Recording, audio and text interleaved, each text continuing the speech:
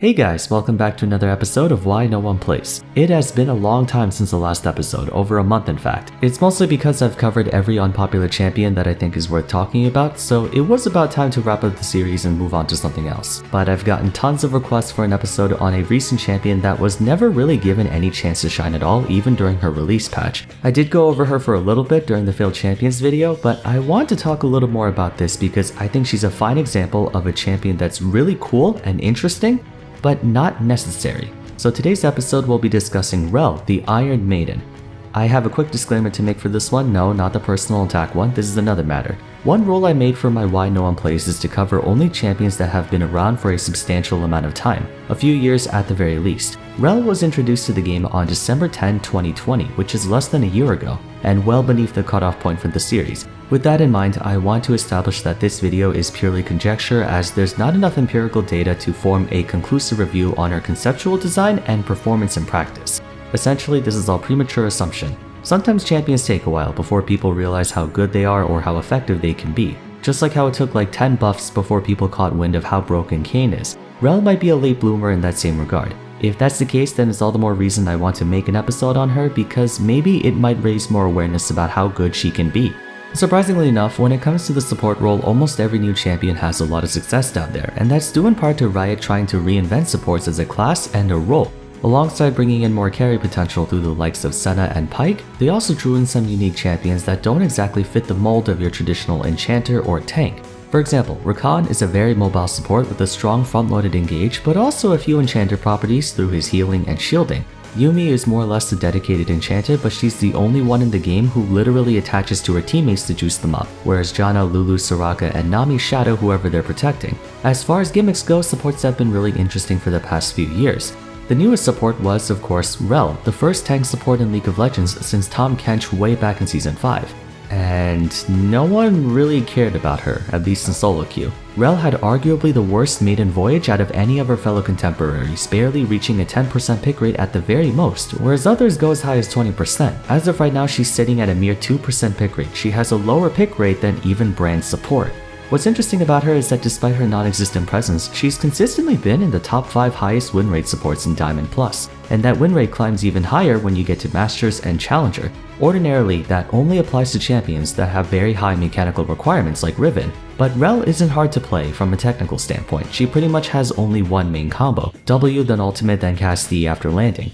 Speaking of her abilities, let's quickly go over them in case you don't know what they do. Break the Mold causes her basic attacks in Q to do bonus damage and reduce the target's armor and magic resist by 10% for 4 seconds, which is then transferred over to her during that time. Kinda like how Trundle does with Subjugate, she steals armor and magic resist. Now she can apply this to multiple targets at the same time, so if she were to attack all 5 members of the enemy team, she gets 10% from each one. Although that is extremely difficult to pull off considering Rell's attack speed is among the slowest in the game, but you can reasonably expect her to pick up at least 2 or 3 champions at a time. Shattering Strike is a forward thrust that destroys shields, deals magic damage, and heals Rell and her tethered ally for each champion hit. The Q is only really there to give her something to do between combos, but the shield breaking property can be game changing depending on the enemy comp. There aren't that many abilities in the game that destroy shields. The only other 2 I believe are Renekton and Blitzcrank, but one is single target and the other is an ultimate, so Rell has the most readily available shield breaking tool in the game. Her W Ferromancy changes depending on what stance she's in, mounted or dismounted. When mounted, Rell passively gains bonus movement speed when out of combat. Activating Crashdown causes her to dash to a target location and knock up all enemies upon landing, during which her stance changes to dismounted, passively granting her bonus armor, magic resist, and a shield that lasts until it's destroyed or she remounts. In exchange, her base movement speed is reduced to 250, making her the slowest champion in the game in this state. Casting Ferromancy Mount Up transforms her armor back into a horse and gives her a quick boost of movement speed that increases when moving towards enemy champions. Additionally, her next basic attack does bonus magic damage, flings the target behind her, and stuns them for 1 second, so it's similar to Urgot's Disdain. This is a really cool ability, not something we've seen yet on any tank champion. She basically trades mobility for durability and vice versa. It's nice that both Crashdown and Mount Up come with hard crowd control, so it doesn't matter what stance she's in, she can still lock someone down. Attract and Repel functions on a tether system similar to Tarek's Bastion, upon which she grants her tether ally bonus armor and magic resist while in range. Recasting the ability stuns any enemy around or between either champion for half a second. It sounds like a complicated ability, but it's pretty easy to use. Cast on an ally, recast to stun anyone between the two of you. Ironically, the ability with the least amount of text in Rell's kit is actually her ultimate Magnet Storm. She briefly pulls all enemies towards her like Diana's ultimate and then creates a magnetic field for 2 seconds, which does damage over time and drags enemies towards them without displacing them. Rell is the first champion in League of Legends to apply non-immobilizing displacement, which doesn't lock you down but prevents you from being able to get away from her unless you have a dash or a blink. Each of her abilities, barring her Q, are really refreshing takes for a tank, since one problem surrounding vanguards is how samey they all feel. So with all that said, Rell has a lot going for her. Tank supports are never a bad choice because everyone can be countered through lockdown, so her poor solo queue presence isn't due to her design, nor is it due to her relative power or statistics. Then what exactly made her such an uninteresting or unpopular champion? As intriguing as a design is, Rell is a solution searching for a problem, which should normally be the other way around. Engaged supports have been solved for a very long time. Nautilus, Alistar, Leona, Thresh, Blitzcrank, and most recently Amumu have been filling that quota for a while now. Rell's issue is that while her abilities are definitely interesting, they're not good enough to justify people playing her. She can be a lot of fun to pick up and contribute a lot for her team, but so can Nautilus, Leona, etc. Going through her abilities, I think many of you could guess that she's a bit more complex to play and requires more steps for execution, which means more chances for things to go poorly. To put it bluntly, most people see Rell as an unnecessary addition to the game. Why bother learning a brand new champion and their matchups for like 5% more benefit when you're pulling good results on your current champion pool already? That's the mentality people have with tanks, and sadly it's kinda true. Tank supports all do the same thing just in slightly different ways, not pronounced enough to make them stand out from one another. As an example, Leona, Nautilus, and Alistar have very similar abilities. Zenith Blade, Headbutt, and Dredgeline allow them to engage on their target. Shield of Daybreak, Staggering Blow, and Trample are for single target lockdown. Titan's Wrath, Eclipse, and Unbreakable Will bolster their resilience to deal with returning fire, and Pulverize, Depth Charge, Solar Flare for AoE CC. Very cookie cutter. I'm not sure when this video will come out, but Amumu's super popular right now and he has the same thing. 2 Bandage Tosses for engage and single target lockdown, his Tantrum to give him some innate durability, and Curse of the Sad Mummy for AoE CC. How does Rell stand out? She doesn't. Crashdown is her engage, Mount Up is for single target lockdown, Magnet Storm and Attract and Repel are for AoE CC. Yes, how she applies them is unique, but the end result is still the same. There's not that much of a difference between Rell's hard CC and other tank supports if your goal is just to have hard crowd control. Outside of the competitive atmosphere, this would be neither a good nor bad thing. She's not worse or better, merely an alternative. But in a game like League of Legends, the average tryhard player's thought process is to put in the least amount of effort for the best results possible. If the results are not worth the effort, they won't even think about it. The reason why there's so many Riven or Yasuo one-tricks even though they take a lot of effort is because when you master them, you can achieve higher results than if you were to one-trick, let's say, Garen. I mentioned at the start of the video that Rell's win rate climbs the higher you go in rank, but that's not exclusive to just her. Proactive playmakers like Bard and Thresh also get better in Challenger, just comes with the territory. I suppose you can argue she has more mix-ups than the likes of Nautilus and Leona, who are understandably very predictable, but when it comes to her engage, she might actually be the most do-or-die vanguard out of them all. While the bulk of tank support's effectiveness is gambled on their primary engage, many of them have ways to either fish for an opportunity or get themselves out of a fight if they took a bad hook or the like. The only tank support without either luxury is Rell. She has the shortest launch engage and the most all-in too. Due to her long cooldowns, non-existent mobility, and exclusively offensive crowd control, if she takes a bad engage, she won't make it out alive. This reason explains why Rell is much more popular and successful in pro play and high elo, where players are a lot better at knowing when's a good time to go in. To elaborate more on what I mean by fishing for opportunities, Leona and Nautilus both have long-range hard CC, their ultimates. Even though the intent is to follow up on that engage, during the brief window between the attack landing and their dash, they have enough time to decide if they should commit. Most of the time, Alistar's take Phase Rush and his Unbreakable Will has a built-in QSS, so if he headbutt pulverizes and then realizes it was a mistake, he can usually just run away.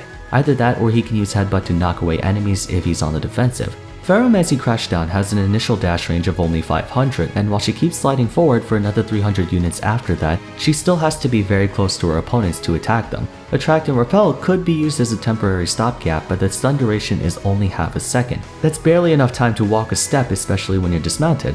Magnet Storm is a powerful ability in its own right, but only when used aggressively since you actively pull enemies towards you. Once again, just like problem 1, on paper there's nothing wrong with having an all or nothing engage. Rell's definitely more threatening than other tanks if she's on the offensive, and she packs enough stuns and knockups to where the other 4 champions on her team can have none and the team will still be fine. Up in the top lane, Set is one of the most popular champions in the game right now, and he's also more or less a do or die type of guy. But he's the top laner, he can more than likely beat up 1 or 2 people before he goes down himself. Rell obviously doesn't have the kill power to match her engage, so if she chooses a bad time to go in, she's the only one who's gonna die, which brings me to the last problem with her. Unlike most tank supports who primarily excel at locking down one target, Rell's shining virtue is her immense area coverage. When it comes to teamfights, she can single-handedly lock down the entire enemy team, as she has 3 abilities with enough crowd control to set her team up for just about any wombo combo you can imagine. The catch? Her overall CC duration is much shorter, which means your teammates have only about a second and a half to make the plays they need to, otherwise they lose their chance. It's a very strict time frame and not very forgiving, especially in solo queue. I can't count the number of times Rell has been able to set her Annie up for a 5-man Tibbers or get a free 5-man Yasuo ult, but even if you're able to consistently get these clean setups, you still have to pray your teammates are fast enough to respond. Once again, this is why she's better in high elo and pro play where there's better communication and/or players are quicker to act. Let's actually look at the total lockdown duration of every engaged support and compare them to Rell's. Crash Down is a 1-second knockup, Attract and Repel is half a second stun, and Magnet Storm is about a quarter-second pull and then 2 seconds of magnetism. But assuming we're up against a champion who can escape immediately, that's only about 1 3/4 seconds of hard CC. Not very long at all. If we're being generous, let's say 2 seconds. Remember, there's an 11-second cooldown in between mounting and dismounting, so she can't count the fling on mount up as part of her immediate rotation. Now let's look at Leona. Zenith Blade is a half a second root, Shield of Daybreak is 1 second, then Solar Flare is a second and a half, which brings us to 3 seconds of total lockdown, much higher than Rell's. Nautilus's Dredgeline is a 1-second pull, Staggering Blow is 3/4 to 1.5 seconds depending on level, and Depth Charge is 1 to 2 seconds. So at minimum, Nautilus has 2 3/4 seconds of lockdown, and at maximum a whopping 4.5 seconds. Alistar's Headbutt Pulverize combo when chained together I believe is about 1.5. Followed by a 1-second stun on Trample. His lockdown does have a minor delay, but usually if he gets the initial engage, he'll get the stun as well, so 2.5 seconds. Let's look at one more, Amumu. Bandage Toss is 1 second and he has 2 of them. So first Bandage Toss, then Curse of the Sad Mummy, then another Bandage Toss right after that makes 3.5 seconds. Rell has the shortest total lockdown duration out of her peers in exchange for having the most amount of area coverage, but that lockdown might be too short for her teammates to do anything with that engage unless they're right next to her or engaging with her simultaneously. That's what I mean by the reward not being worth the effort. If her total lockdown timer was somewhere around 2.5 seconds of hard CC, then she would be much more consistent. The reason engaged supports have such long lockdown timers is mostly because they need to keep their target in place long enough for the DPSers to catch up. Like if Leona is wandering through the enemy jungle looking for a catch and her Caitlyn is keeping her distance just in case it's a face check, that's why she has so much lockdown. A good second or 2 is spent walking up to get in range. Obviously though, we can't address this problem by raising Rell's stun durations because that would make her too good. In fact, they nerfed Attract and Repel from 3/4 to half a second for this very reason. I do have a theoretical solution though. Thresh is an engaged support with surprisingly very short lockdown time, as Death Sentence and Flay are only 1.75 seconds just like Rell. But what he does have that's absent in her kit is a way for his teammate to respond to his engage immediately. Dark Passage. We can hypothetically give something like that to Rell and have it make sense. After all, she's about magnetism. A possibility might be giving Attract and Repel an additional property that grants her tethered ally a big movement speed buff for 1 second when walking towards her after she breaks the tether. You know, magnets moving towards each other type thing.